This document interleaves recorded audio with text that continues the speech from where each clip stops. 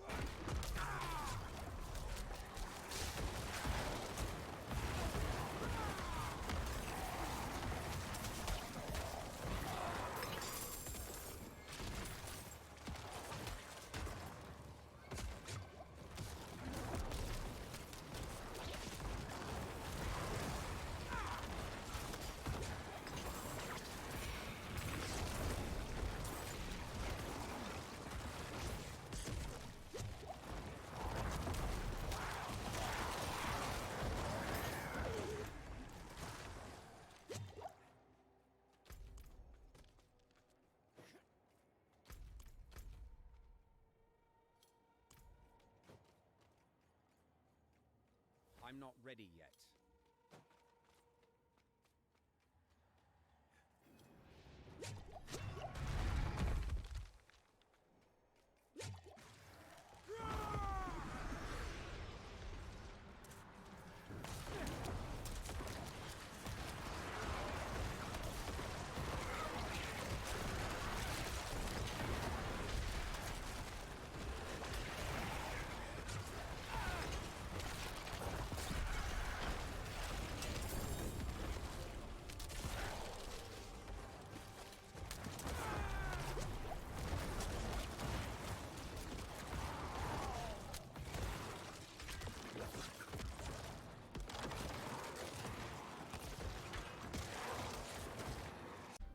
Now, that was gameplay footage of Tier 89. Yeah, sometimes you die when you get caught out of Blood Mist to the stupid ballistas or whatever. It happens. But overall, you can speedrun tiers 80 to 100, usually with no problems. All depends on the mechanics and certain things that might happen. But let's dive into the items. And we're going to start with the helmet. And we went with the aspect for +2 to skelly mages. And you want CDR on the helmet at least. Whatever you want to go is totally up to you. I still have to change out what I have here, the basic skill speed. Then for the armor, we went with the Bone Storm damages an enemy, gain a barrier equal to 5% of your base life. So that's pretty strong. We're using Bone Storm. With the new Malignant Hearts, you get Decrepify automatically, so you're getting a lot of cooldown reduction, plus a lot of cooldown reduction from your items. And for the gloves, we went with the Shadow Blight key passive. And for the pants, I actually went Temerity. I got a low roll, only 48% of your maximum life as barrier. So with the Bone Storm and the Temerity up, I can have a barrier of about 14,000 right now. So if I get a high Temerity between 70 to 80%, you're probably looking at like a 20k barrier. So keeping these up at all times is a must. It'll definitely stop those one-shots from happening. Sometimes you get caught with your pants down, but it happens. So I'm still looking for a better one, but I would suggest trying this out. I think it's great. And for the boots, we went with the Blood Mist triggers corpse explosion on surrounding corpses when Blood Mist detonates a corpse. Its cooldown is reduced by 0.5. So this is just a Blood Mist CDR, and it helps pop up some more corpses. It's just great overall. And for the weapon, we went Bone Storm, consumes up to 8 corpses, increases duration up to 10 seconds. So obviously this is just going to keep your Bone Storm going longer. You're going to keep your barrier up longer, and you keep popping potions while you're doing this to make sure your barrier from Temerity is always up. So those, like I said, those two just work so great together. And for the amulet, we went with the Grasping Veins. Everybody should know what this is by now. It's probably the best necromancer aspect out there. For the ring, we went with the Shadow Blight key passive. And we also went with the Ring of Men Down. This is going to be your main damage overall. And for the offhand, we went with Bone Storm. Gets turned into a darkness skill. Now, why we use this is also because our key passive, our ultimate, down here for our Shadow Blight effect. You want to trigger this as much as possible. And that's it for the items. Now, for the talents, I just put points into Reap just to get us down here. And then I put 3 points into Hewed Flesh. We do have a lot of lucky hit. So having this created corpses all the time is great. And then we come down here, I maxed Blood Mist and went with Enhanced. And then went with Ghastly for more corpses. And we put 1 point into Corpse Explosion, 1 into Enhanced, and 1 into Blighted Corpse just to create that shadow damage. And we also maxed Bone Prison, and we went with Enhanced, and we went with Ghastly. Now the reason why I maxed Blood Mist and Bone Prison is just to get a lot of cooldown reduction. So these two are up most of the time. Even after you use them, you get them back pretty quick. Put 1 point into Grim Harvest, 3 into Fueled by Death.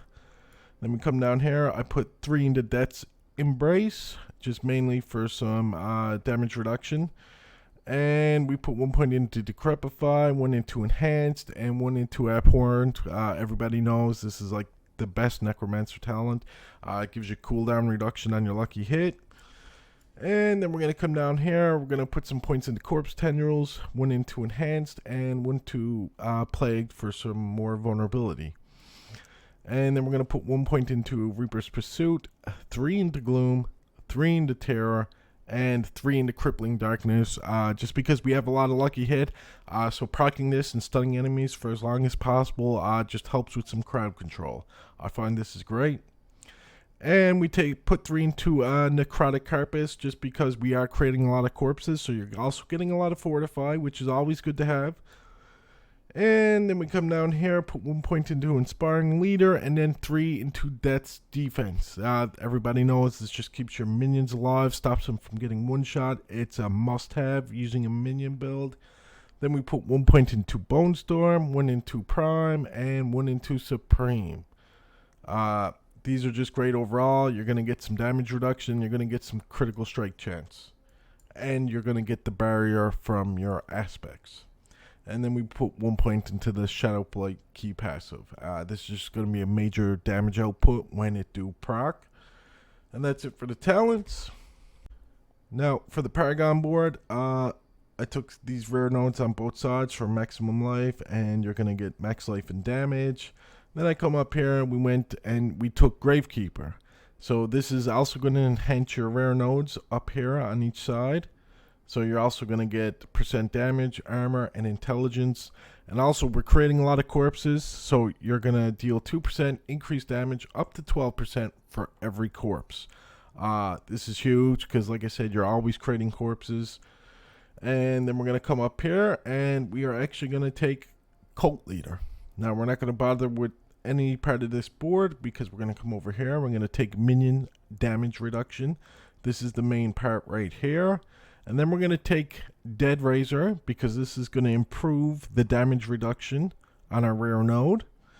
And you also get a damage increase whenever your minions deal damage to an enemy. That enemy takes 1% increased damage from you and your minions up to 12%, which is pretty high. A lot of other glyphs only do up to 10%, so having the 12% multiplier definitely helps a lot. And then we're going to come over here and we're going to go with Scent of Death. Like I said, usually you always got corpses up, so you're going to gain 15% damage reduction, which is always good to have. And then we also come up here and take some critical strike damage, which is good to have. Also, damage to healthy enemies. They're always healthy. I would never suggest on taking damage to injured enemies because they're usually dead. They go from full to dead usually right away. And we also come down here just for some max life. Some more critical strike damage down this way. And we came over this way and we took the Glyph of Imbiber. And what this does, for every 5 willpower purchase within range, you deal 9.9% increased damage while healthy. So I have 106.9% damage while healthy. This is just a big damage boost overall. I think it's great to have. And then we come up over here and we come to the next board and we went with Flesh Eater. Consuming 5 corpses grants 40% increased damage for 6 seconds. So with the new Malignant Heart, corpses are always popping. You get this buff quite often. It's just a big damage boost. But we also went with some more, we went up this way to get some more critical strike damage. And we took some more nodes like damage to elites. We just took that just because it was a rare node inside there. And we also come up here to get some more armor, because Necro definitely lacks armor. And then we come over down this way, and the next board we took was Wither. Now we're not going to go for the legendary node. We come over this way, we got some more max life. And then we come up this way, damage to elites, damage to affected shadow damage over time. This is just damage increased to elites, and if they're taking shadow damage, they're just getting damage increased. And then we come over to this glyph and we took Essence. And what this does is give us a 67.3 critical strike damage. If I went over this way, you could get a little bit more. I'm missing this dexterity node over here, so you could get about like 74 or so, 76% critical strike damage. But what this also does is critical strikes deal 22% increased damage to enemies that are not healthy, which isn't that big of a deal. Like I said, usually they go from healthy to dead, but sometimes that's not always the case. And that's it for the Paragon board. And that's it for this video. Hope you guys enjoyed the build. I've been having more fun playing this build because you do die less. Like I said, you're in the Blood Mist a lot more, and you can do big amounts of damage. I was trying to kill Lilith, and I seen a 200 mil crit, so it can definitely do the damage. I'm also looking forward to Wayfinder coming out on early access August 15th. I've been playing some other games, so I'm going to be doing some other content. I will still be playing Diablo 4. So that's it for this video. Thanks for watching. Hit the subscribe, and I'll see y'all in the next one. Peace.